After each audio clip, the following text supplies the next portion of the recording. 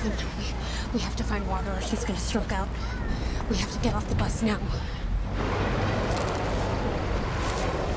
Right there, right here. Yes. Yep. Okay. Okay, we can't stop for long.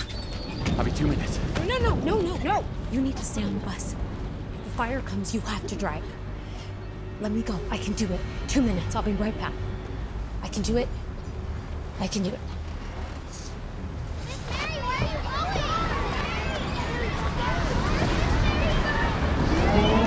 Jamal Finkley, BlackTree TV.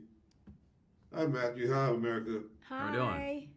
It's been a while since I had a chance to talk to you all, and ironically, when I think back, my first time talking to you, Matthew, was at Toronto for the Dallas Buyers Club. Okay. 13 years ago. 13 years ago, and We're still in the seeing business. seeing you in this role gives me that.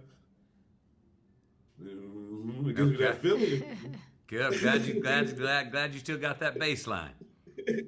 Gives me that feeling because I was so surprised by this role. I didn't know what it was gonna entail. Like I didn't know what I was going into with the story, but seeing the role, I was engrossed. I was in it, and in America, we started on my best friend's wedding, way back. So, how did it feel just to tell a story that for most of America, I feel like they have like a myopic or they just disengage from what really these fires, how fast it happens, and for you to be able to display and show people what these situations are like how important you think it is just to get people to connect, because I feel like there's a disconnect between people that's not in these situations. Yeah. That's the Yeah. Look, I mean, there's protocol and there's chaos. And there's protocol to deal with chaos, and there's a plan, and sometimes that plan, the shit hits the fan, and that fan has to become the plan. I mean, this group of first responders went over across the canyon to put out that fire, which they've seen that fires have been over there many times. This one happened to jump the canyon by the time they got there. So what was one of the snafus? The first responders are hauling us back into town.